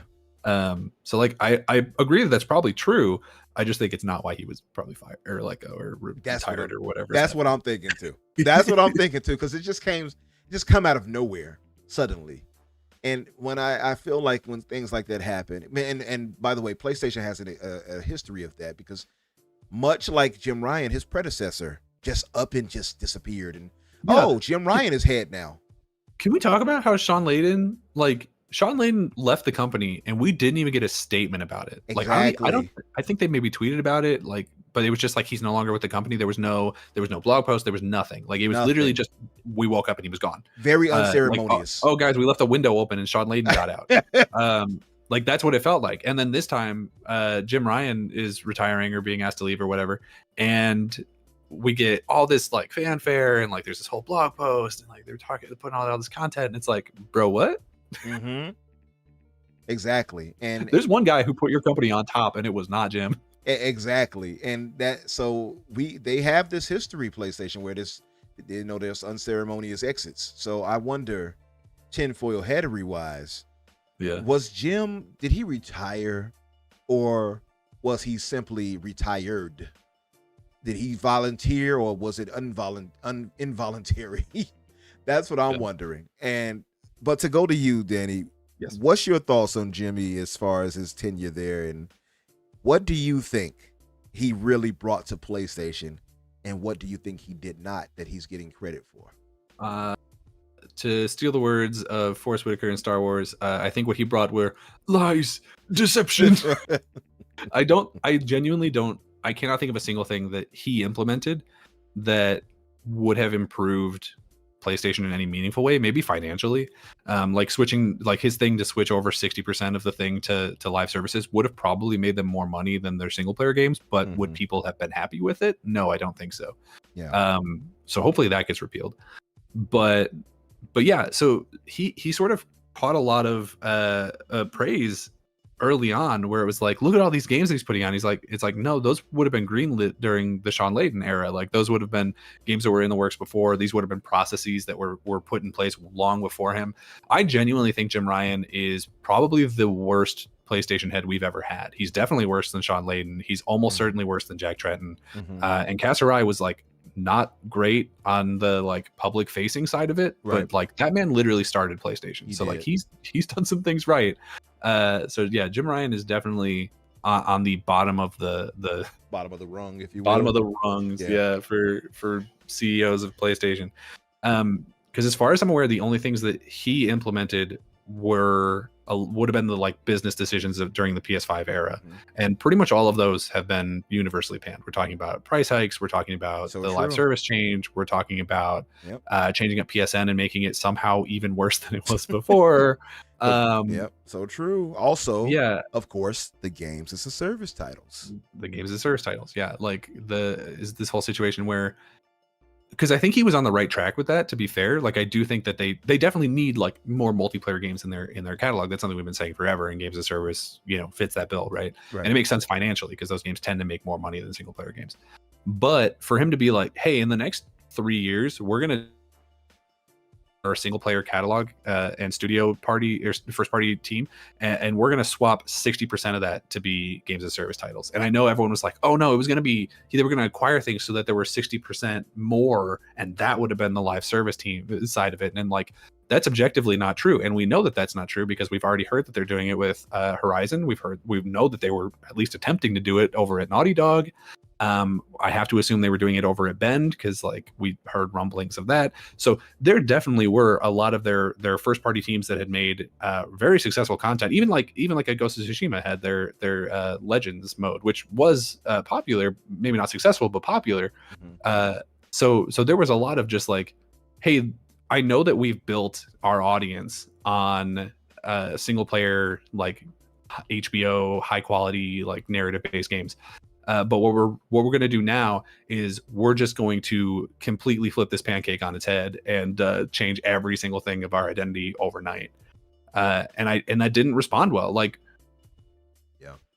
even before we knew that Jim Ryan was backing out, one of the things that was very consistently said by all kinds of people during their not E3 showcase thing was this was the first showcase of the Jim Ryan era, and pretty much everyone hated it, dude. Like it was all games that no one cared about. I cannot tell you what those Marathon was in there. I'm consistently forgetting the names of the other two like games of service titles they showed. I think one was called Concord. I think there was Concord, and then the other one was like hashtag money Fair sign Play? or something. Oh, that's there was a money sign in there. Fair Play? Was it Fair Play? I think you're right. Fair Play, right? Like there's a dollar sign in there somewhere though. You're right. Yeah. It was that Kesha S. You know what I mean? Exactly. But yeah, so like that came out and everyone was like, oh, this really sucks. But they're gonna save it with this second showcase, and it's like, where's that second showcase? Oh, we got the state of play, and it also kind of sucked. I mean, like Spider-Man looked good, but we already knew it looked good. Final Fantasy VII Rebirth looked good, but that's A, not their game, and B, we already knew about that. True. Like, we're in a situation where PlayStation's first party is, and people might not be ready to hear this yet, but PlayStation first party is potentially in one of the worst places it's ever been. So true. In terms, which they're probably working on stuff that we don't know about that we're going to be really excited for when we do know about it. But the stuff that we do know about, which is very minimal, is we're getting a Wolverine game, which is going to be great, and then we're getting all these live service games. Yeah, and it's like, okay, cool. Like, we're talking to people. I've been talking to people on the PlayStation side of things, and they've been saying, like, I've been asking them, like, hey, what do you think is going to be coming out first party from PlayStation next year? Because it's something that I'm genuinely interested in, because these are content creators who look at PlayStation and think about PlayStation all the time, so like they would have a better idea of this than I do, right? And the things that they come up with are like, okay, so they're gonna have like this is what they'll say to me is they'll say Final Fantasy VII Rebirth. I'm like, that's not first party. They'll say Helldivers 2. I'll say that's not first party.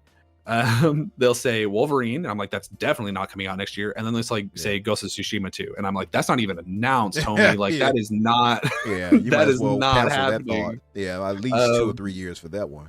Like you could have said MLB The Show, and it's gonna be day one in Game Pass, but it's still the first party. Like it's gonna come out. Yeah. So they're in a really rough spot, and that's Jim Ryan's doing, because he probably looked at these games and he was like, we need more monetization. We need more, because that's all he talks about is he wants more monetization. He wants more games of service aspects in these games. And I assume that like if they were working on Ghost of Tsushima 2, that he was like, we really want to focus more on the Legends mode because we can sell skins in it or like something like that. Right. And I don't think that's what the PlayStation audience is looking for, although I'm sure that we'll see people capping for it regardless. Yeah. And B, it's not what the studios are used to making. Like, we've been seeing a lot of high level departures across the industry, but even more so in PlayStation, we've seen a ton of people just like walking out the door since Jim Ryan came over. Sure. And I cannot see that as a coincidence, right? Yeah. Where it's just like, have we seen big people leave Xbox? Yes, but for the most part, very few people. Most of them came out of 343, and like we knew that was an issue. Like that wasn't true. That wasn't surprising. That had to happen for 343, exactly. Yeah, and I think the only other one I can think of is the Jeff Strain, the Undead Labs guy. Okay. That's the only other one I can think of. Yeah. And that would have been like what 2 years ago now. Yeah. So like there's a lot of turnover, but PlayStation's really having a lot of trouble. And then we're seeing them buy up all these just like random teams. And it's like, why are you doing this? Like Nixus, I understand, but then like you're buying up Haven's team and like they haven't even done anything yet. You're spending a lot of money on some untested waters out here. And then we hear about Bungie going and like, Old Yeller putting the gun to the back of these games of the service games. Like they apparently they just dropped factions. Like I assume they said they're still working on it, but like where is it? Because let's not forget Factions was supposed to come out with Last of Us 2 originally. True. So they were working on that from the start. You would have to assume. And like, where's it at? Like, what's going on? I wonder how the devs at Naughty Dog truly feel about that. By the way. That Bungie can come in. I cannot imagine. I can't imagine that. Right? They must be like, what? You shitting me? The only alternative is that they also thought that it sucked. Yeah. So either they're like, I'm so glad this is dead because I hated this, which would suck for their like desire to continue working at Naughty Dog and just like their general well-being and like mental health. Right. Or they're like, hey, the new guy you hired just shot my dog. Like, why why did you let him do that? And that goes to a thought, man, because the whole game as a service things, we all know it's a gamble. We all know that most of those games are going to fail 9 times out of 10. So I wonder how much budget is put into those versus anything else. And if PlayStation maybe didn't have the faith in the old Jimbo that they had in somebody like a Sean Layden, you know what I mean? Or Trenton, like you pointed out, because I start to feel like, and you remember during the whole thing, the whole last year, all of last year and some of this year, most of this year maybe, Jim Ryan was crying about the ABK acquisition and how it'll be the end of PlayStation. He literally said that. Like, so I wonder did they lose any faith with him during, and this is tinfoil speculation, folks. I'm not trying to say that this is what it is, but I wonder if that played a part into it. I just don't buy this whole, no, I was tired of traveling thing. It seems too abrupt and out of nowhere. Now people will cite, well, he did say this in his interview. Yeah, but it's convenient. It's a convenient excuse, right? I think. And to unceremoniously end it this way, this seems kind of odd to me. Now people will say, well, he left on top. Technically, they're right in a way, but but still, right? I think it's the optics. The optics doesn't look right to me. It's not great, right? Because like it's exactly what you said. Is like he spent the last year and change flying around telling everybody like PlayStation's doomed, guys. Like, oh man, we'll never recover if they own Call of Duty. Meanwhile, obviously, like we're seeing the emails where he's like, he doesn't actually think that. Yeah. But like he living up to his name. That's what he's Jim Ryan. Jim Lion Ryan. Exactly. Yeah.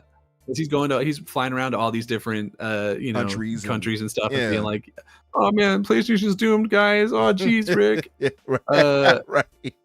And like, come on, Jimmy. Come on, Jimmy. And then like it went through, and this is me and you and a lot of the people that we've talked to on our various podcasts have been saying this the whole time, where it's like Jim Ryan is damaging the brand of PlayStation. He might not be damaging it financially, at least not yet. But he is damaging the brand and like the public opinion of PlayStation. He's making them look very weak. He's not putting out the titles that people want to see as regularly as they want. Like first party is not doing well. And it's the situation where like we just need to get a new face in here. We need to get whoever they end up replacing him with, because I think the person they announced right now is just like a temporary holdover, which is also, I think, indicative of the fact that this was a very sudden decision from whoever asked him to step down or him or whatever. Whoever replaces him needs to be a better public figure. They need to be somebody who can take a stage and be like, this is PlayStation. This is why you should be excited. Here are the games that we're making. Here's the movies or whatever we're making. So this is why you should be excited to own and turn on your PlayStation. I'm glad I have not felt that way for years. Man, same with me, brother. But the thing I'll add to this, that's an interesting thing you said. So that leads me to another thing, and I'll say this. So the interim chief, if you will, or head of PlayStation right now is Hiroki Totoki, who is, if you look at their structure in Sony, is the second place position as far as the most prominent member of Sony altogether. He's just under the main. He's the guy CEO. who famously wanted PlayStation to make mobile games, right? He is. Yes, that's him. which goes back to our discussion about Apple and such, right? Because who knows? So No. it just seems, I don't know, they seem to align. Can we So find a picture of Hiroki Totoki standing with whoever the Apple CEO, whose name I don't remember right now is? yeah, right. Yeah, Vinny, by the way, in the chat, he was like, Mhm. I won't say it here because people might take it the wrong way, but Vinny posted an image of him. I have been laughing ever since he posted that.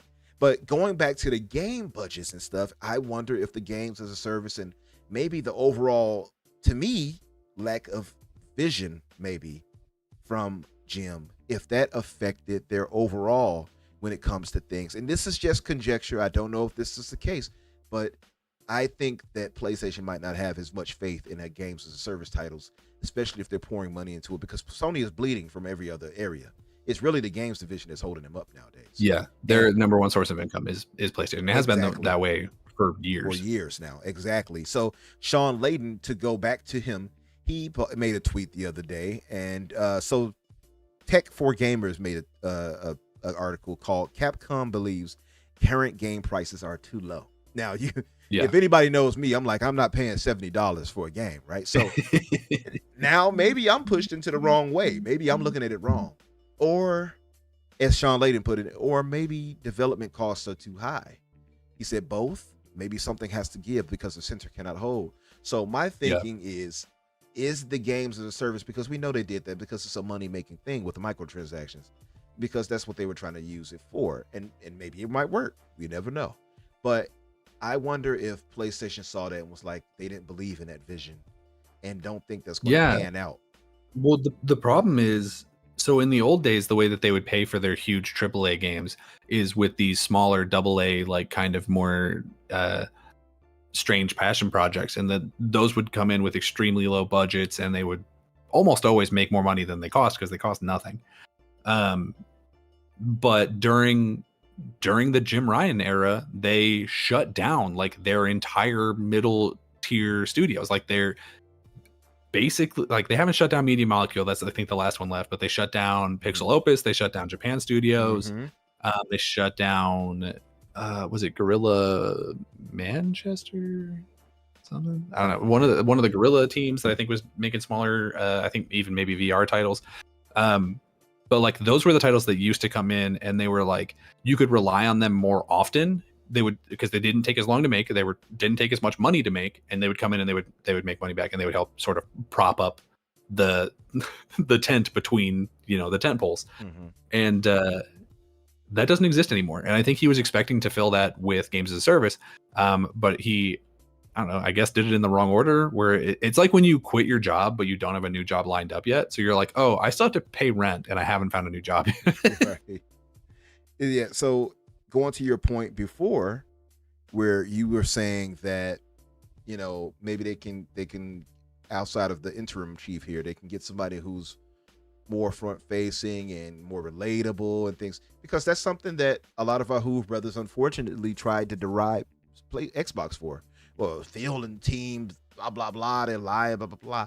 But the one thing we can say for sure is that they listen to us, they talk with us, they communicate with their fan base. PlayStation doesn't do that. So I wonder if maybe they can get a more personable CEO that knows their stuff and can put them in front of that has a vision for the PlayStation of the old, where they used to give us more diverse titles, the Ratchet and Clanks outside of them, the Jack and Dexters, the Sly Coopers, you know what I mean, stuff like that.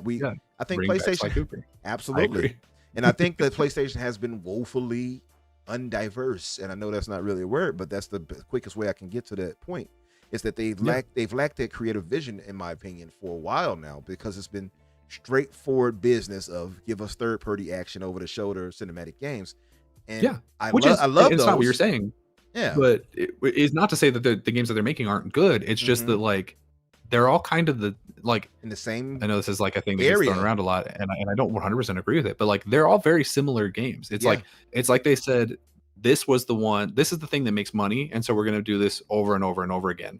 And they have failed to really innovate and change the idea of like what they're going to do with these games. I mean, say what you want about Xbox's strategy, but things like Hi-Fi Rush, things like Pentiment, things like Grounded, those would not have been allowed to have been made in So true. In PlayStation's So true. studio family. Yep. And all of those games have been very successful, either critically or financially. Yeah. So no, I'm with you on that, and that's the beauty, and that's why no matter what these people will tell me, and I say people because they're horses, but so they're not really people to me. No, I'm joking. Our Hoove brothers will try to tear down Game Pass left and right, but they will never convince me of it being bad. For one, because I get too much value out of it. Two, because there are so much titles we've gotten from it that Microsoft has allowed that we would never have gotten before, and you won't ever get on any other platform because Game Pass allows for that.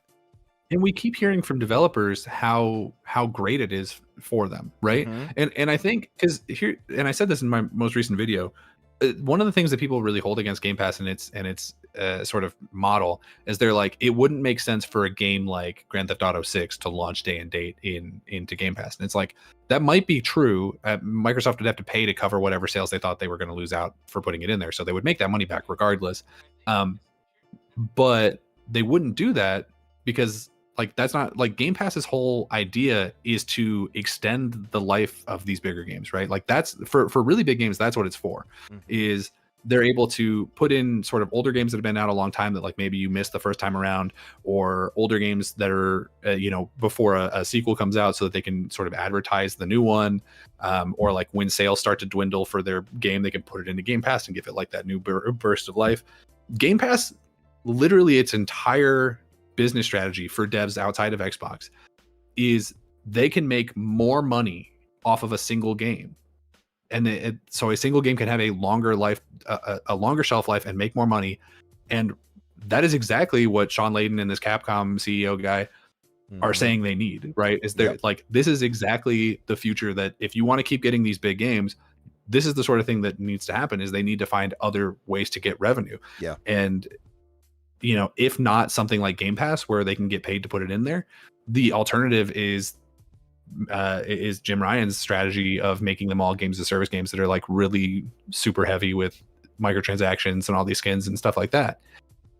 I wonder too. So it's like, which of these versions would you rather have? I think I know my answer. Yeah, absolutely. And I think Microsoft's whole push to digital and the Game Pass, I think it's just the future where things are going to be going. Subscription based stuff, it's kind of king right now. So I wonder how long, because people will, Sony is not going to do that, and every time they say Sony's not going to do something, they do it. What do they do? They turn around and do it. Absolutely. So I wonder how long it'll be before Sony wises up and does day and date with their service too, and makes that platform, makes PlayStation Plus more palatable, especially since they're charging an arm and a leg now for that service. And I also wonder too, are they going to change up their strategy on putting their games day and date on PC? Because another part of the news that we didn't really cover was Horizon Forbidden West will be coming to PC soon. So yeah, it's coming to PC, I think, early next year, and then it's also getting like a Game of the Year edition equivalent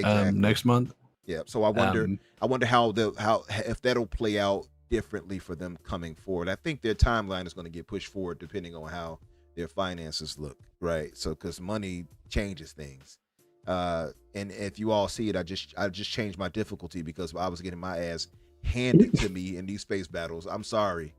I'm not sorry. These space battles are tough on hard and very hard. So I took it down. I don't know what I put it to, but I took it down. Like, let me just get past this point.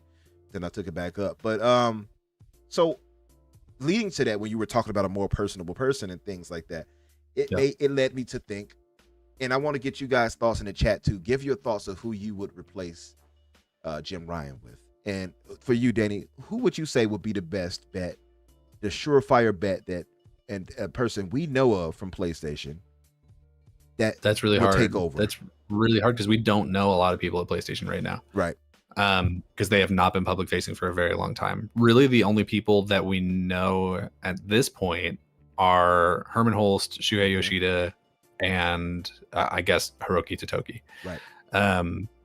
And I don't think any of those are like ideal picks. Shuhei Yoshida is probably the best option. He's extremely well liked. Like, he's very personable. People love talking to him. He's a nice guy.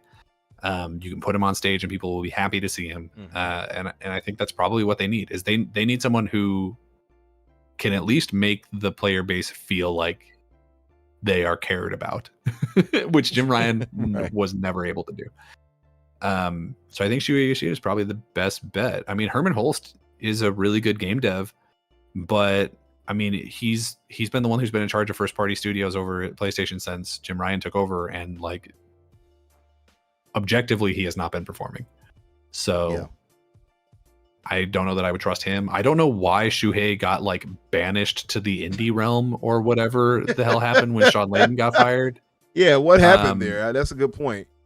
Yeah. Also, can we point out how weird it is that like, cause we talked about it earlier, but like Sean Layden disappeared. He disappeared, but even when he did that, we knew immediately that Jim Ryan was taking over.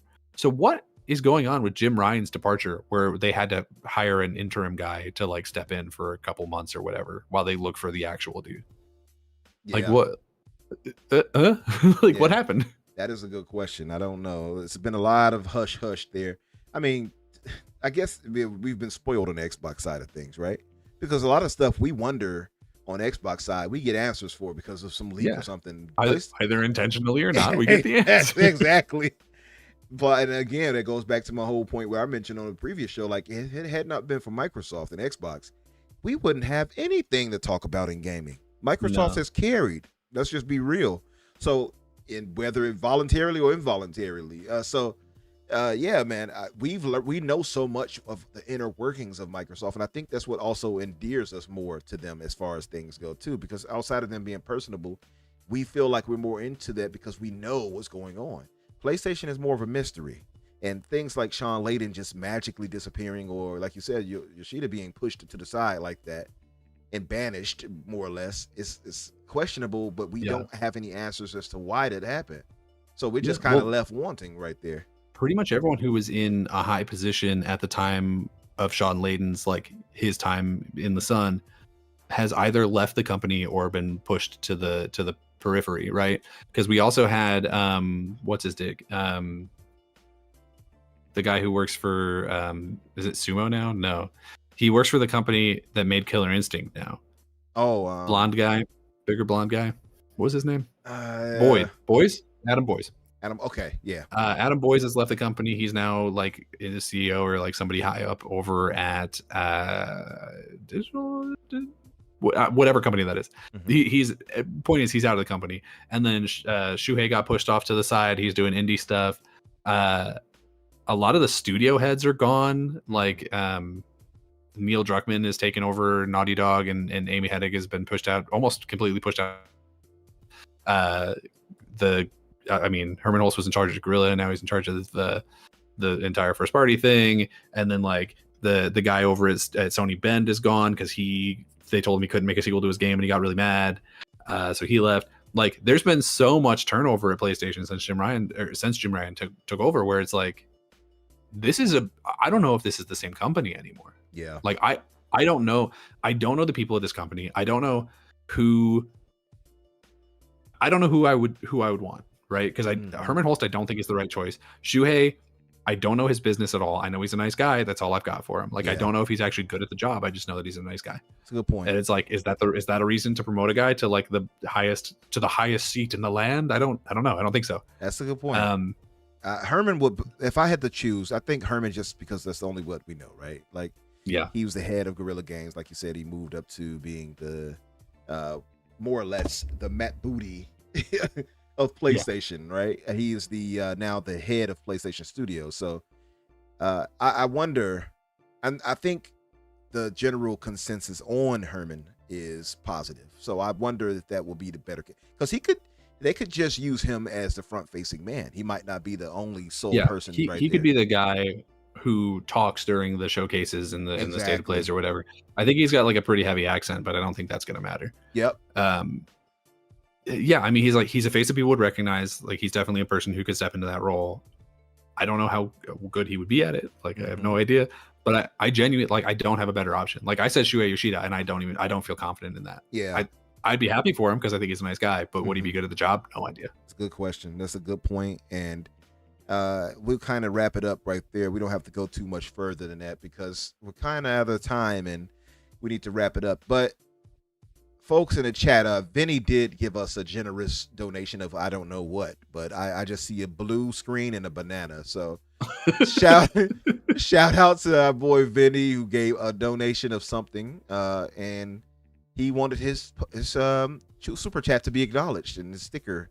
So I acknowledge it, Vinny. I acknowledge you, Tribal Chief Uso. Acknowledge Vinny. my banana. You have the monkey king's treasure, the banana there. I acknowledge your banana on the screen there. Pause. So You must be looking for a release date. He's sending banana pics. Oh, you sent it to the wrong chat, Vinny. You got to go to PlayStation for that. Hey, so let's do something favorable for old Jim to send them off nice, guys, in the chat. Yeah. I want you all to do me a favor. Post a horse and a bunch of horses emojis. Just send them off nice. You know, get them a little 10 horse salute. A 10 horse salute. Oh my Let's god. give them a whole 10 horse salute. Send them off nice. You know, why not? Everybody post a few horses for Jim. I gave him the 10 horse salute. You all do the same. And much love to Jim, and may his retirement be beneficial and you know and beautiful for him. You know. So yeah, let's send him off nice. And I do wonder where he's gonna go, because you know how like with Don Matrick, he went off and did not Gaikai, like Zynga. He went to Zynga, I think, for a while, and then just like disappeared from the face of the earth. Yeah, I'm expecting a similar trajectory for Jim Ryan. Yeah, you know, that could be the case. And now if he pops up somewhere else in the relatively soon, like next year, we'll know for sure this story was bullshit. We'll know for certain then. By the way, you know what I just thought? And he used to be at PlayStation actually before, and people jokingly say, Agent 47, you have a new mission for you. What's my man's name that eventually went to Amazon and they even failed under him? Amazon. Are you talking about this? What, do you mean the Stadia guy? Yeah, the Stadia guy. Oh, that dude's cursed. They do not want that. They do not want my like, oh god, what's his name? What is his name? Guys, help me out in the chat. What is my man's name that was with Stadia? Guy. He looked like he had like alopecia or something. Yeah, he did, didn't he? What was it? What was his name? Not Jeff Bezos. That's the Amazon guy. Yeah, not Jeff Bezos. It was it's right at the tip of my tongue. It's right there at the tip of my tongue. What was his name? What was his name? What was his name? I'm just gonna pull up a Stadia Direct because I know he's the only person who talks in those things. Yeah, if you guys can think of it. Yeah, it's not Bezos. Is it Phil Harrison? Phil Harrison. That's the one. That's it. Yeah. Phil Harrison is cursed. That dude is shut down. Because let's not forget, my man was at Nintendo for the Wii U. Mm-hmm. He was at PlayStation for the PS3, and he was at Xbox for the Xbox One. And then he killed Stadia. Yeah, my man cannot catch a break. Man. I don't know what witch he pissed off or what gypsy he kissed when he shouldn't have. Like my man is not doing well. It makes me think of the movie was like, I never take it off. I never take it off. But yeah, that man is cursed. And Inferno did answer it too. He said Phil Harrison. So shout out to Inferno for that. Yeah, Phil Harrison is the Grim Reaper. So I wonder would it be crazy if he pops up as the new head of PlayStation? What would be you guys' reaction to that in the chat? Like if I could say the sentence, if Phil Harrison becomes the new head of PlayStation, I will immediately assume that means they're getting bought. If Phil Harrison becomes the head of PlayStation, they're going to get bought by like Google or Apple or Amazon or something. If that happens, man, I am going to laugh my ass off. Yeah, so yeah, man. Battle of the Phils. The Battle of the Phils, absolutely. That'll be something right there. But folks, if you all have not done so, please give us a like. Please hit the like button for us. And if you have not subscribed yet, please do so. We appreciate it. We need to get our subscriptions up. Randall Thor had hit 100,000, him and Jez, earlier today. So shout out to those two, my Chicago brother. Shout out. And, you know, we need to get to their level, guys. I want to get to 100,000 too. So everybody like this and subscribe to us so we can pass them up in no time. I mean, Look, man, we're almost there, really. Yeah, just need to If you don't think about it, 98,000 more people or something like that. That's about it. Yeah, we're like really big. That's nothing. That's nothing.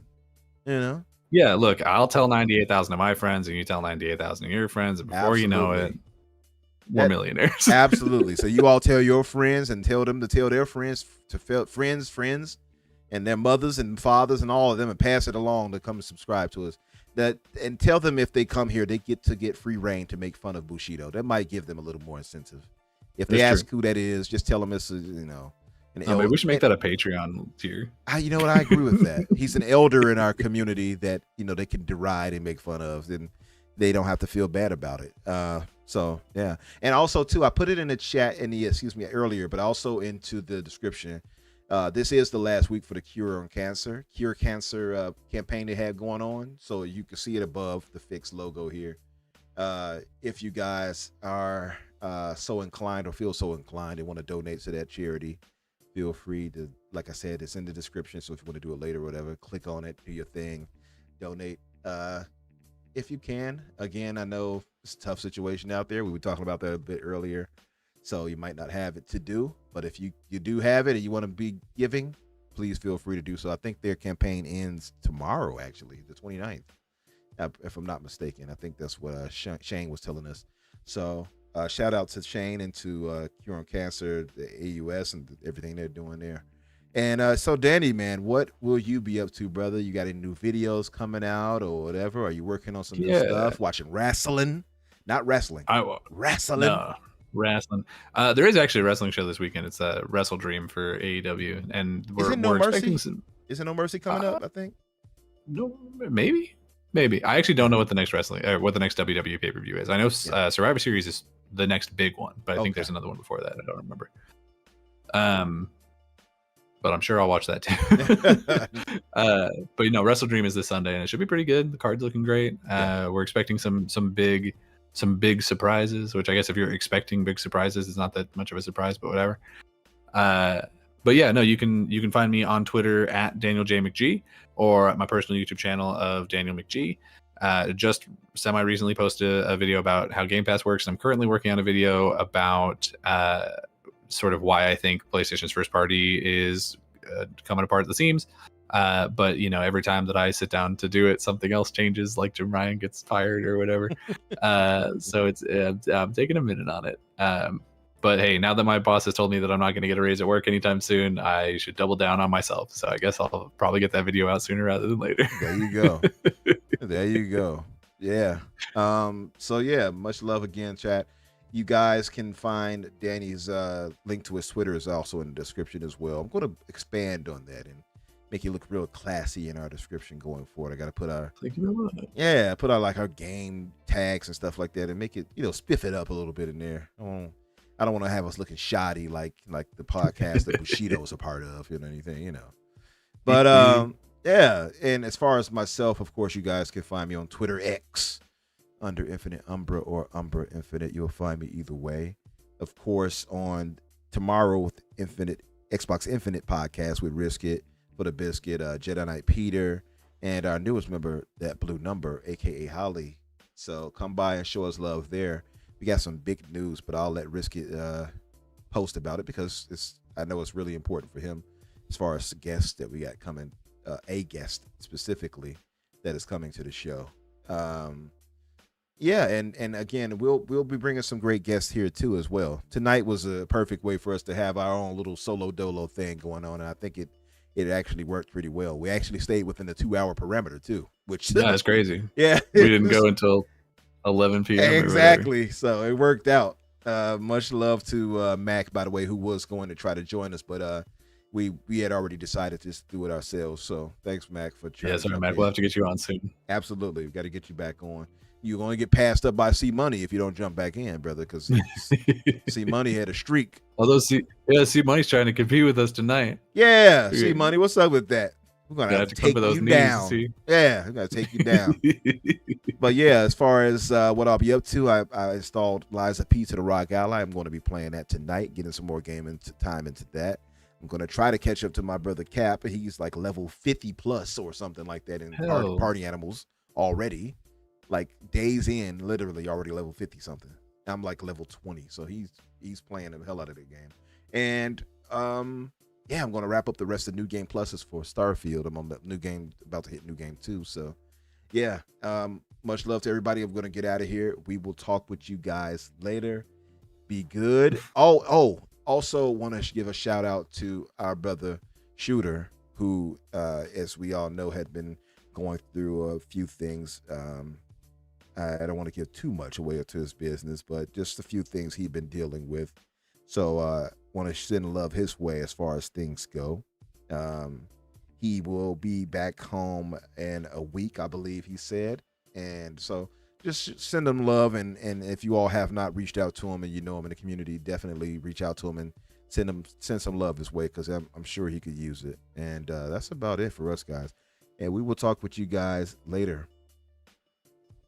Peace. See you.